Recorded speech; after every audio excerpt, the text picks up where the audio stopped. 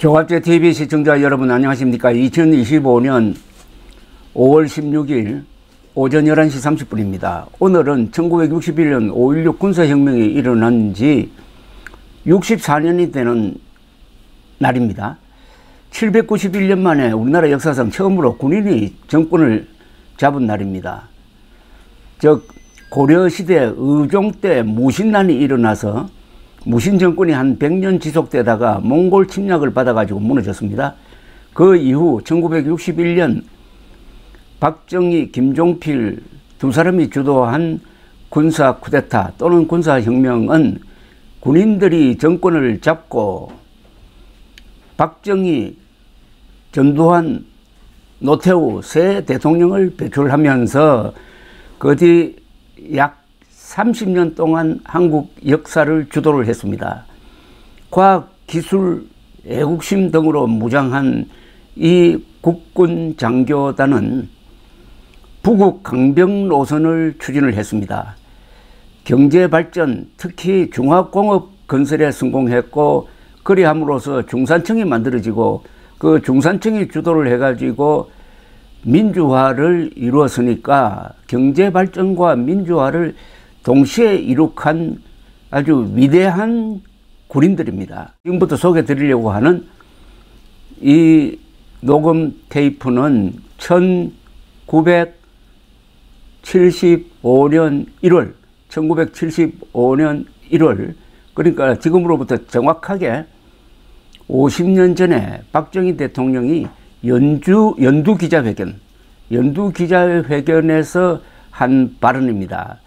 그 가운데서 중화공업에 관한 설명을 제가 소개를 해드리려고 합니다. 1972년 10월 17일 유신선포라는 일종의 제2의 친위 쿠데타를 통해서 정권을 더 강화한 박정희 대통령은 1979년 10월 26일 돌아가실 때까지 7년 동안 한국을 이끌면서 능률의 극대화, 국력의 조직화 이런 모토대로 대한민국을 아주 효율적으로 끌고 가면서 중화학공업 건설을 했습니다. 중화학공업 건설을 위해서 언론의 자유, 정치의 자유를 제약하고 국가 기능을 최대한 효율적으로 생산적으로 활용한 덕분에 우리는 지금 그 덕을 보고 있습니다. 요사이도 한국의 조선업을 가지고 트럼프의 관세 장벽을 돌파하겠다든지 삼성전자 그리고 기계공업, 방산 이런 이야기가 나오는데 이게 전부 다 박정희 대통령이 유신 독재라고 욕을 먹으면서 추진한 중화공업 건설 덕분임을 기억하시고 박정희 대통령의 그 카랑카랑한 목소리로 설명하는 이 중화공업 건설의 비전을 한번 느껴보시기 바랍니다. 지금부터 틀겠습니다.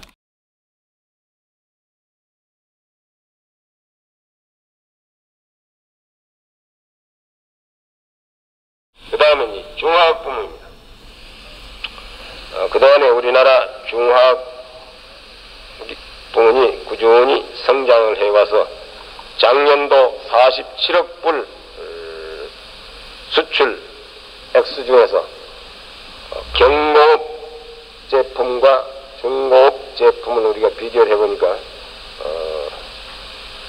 경공업 제품이 58%고 중공업 제품이 42%까지 올라갔습니다.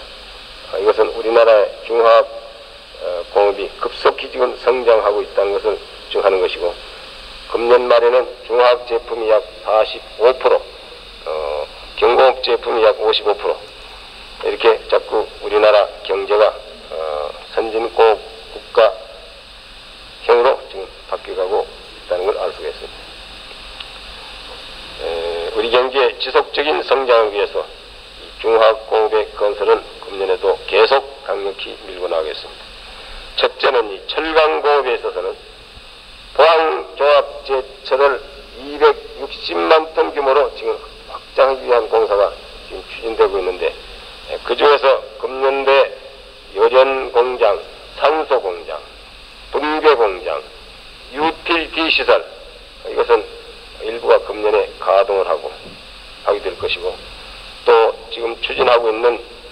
제2조합 제철, 이것도 금년에 계속 추진을 하겠습니다. 그리고 인천 제철과 강원 산업 등 민간 제철소의 규모 확장을 추진을 해서 조강의 자급률을 높이겠습니다. 다음에는 비철 금속 부문에 있어서는 온산기지에 연산 8만 톤 규모의 아련 제전소를 금년에 착공을 하겠고, 또 조선공업에 있어서는 연산 200만 톤 규모의 울산 현대조선소가 금년에 공사를 완료를 하고, 또 지금 착공 중에 있는 옥포 조선소와 죽도 조선소가 금년에도 계속 이 공사를 추진하겠고, 그 밖에 제3 대단위 조선소가 금년 중에 착공을 보게 될 것입니다.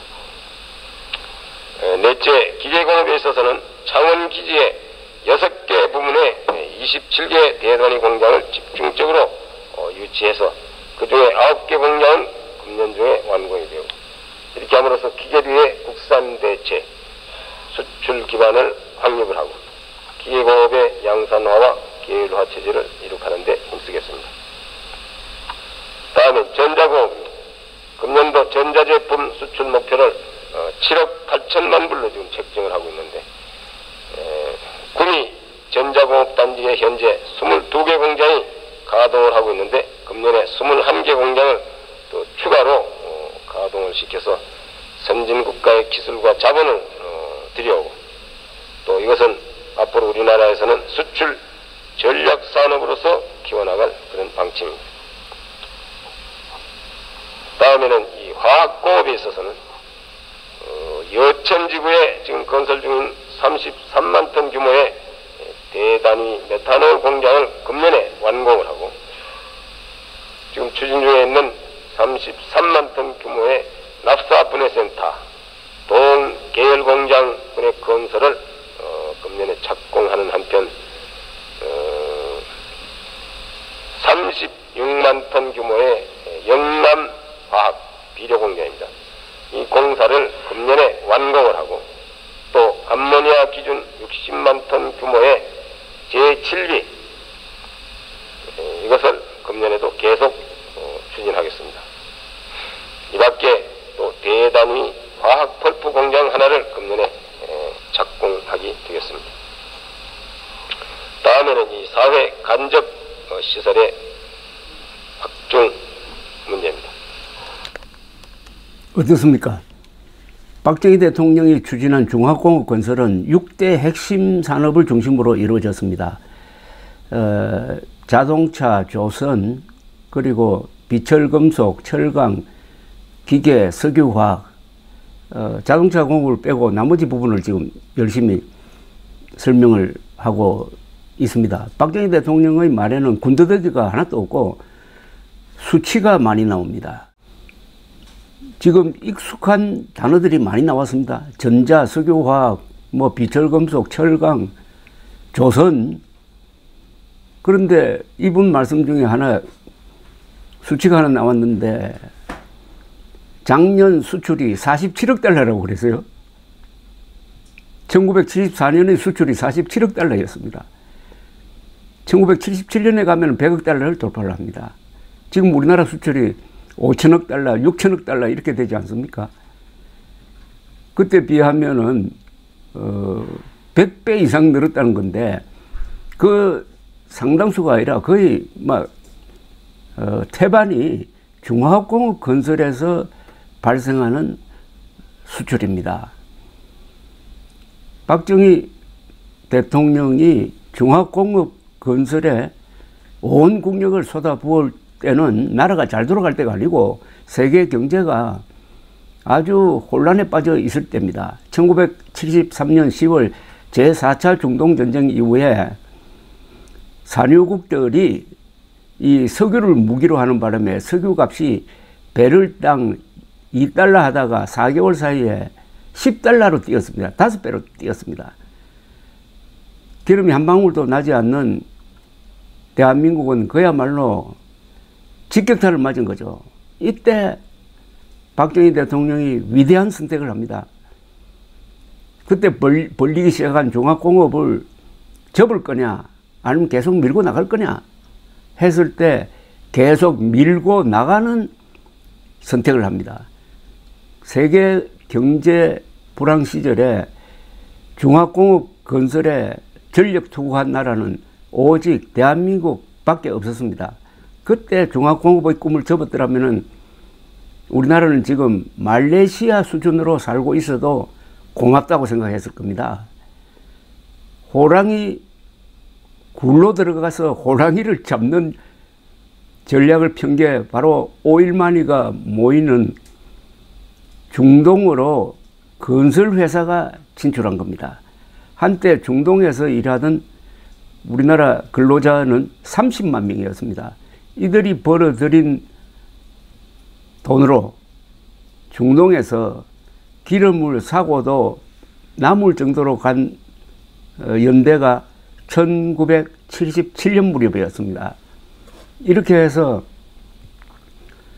세계 최고의 시설 그리고 가장 값싸게 만든 것이 바로 조선 전자, 방위산업, 기계공업, 석유화학, 비철금속 이런 산업이죠.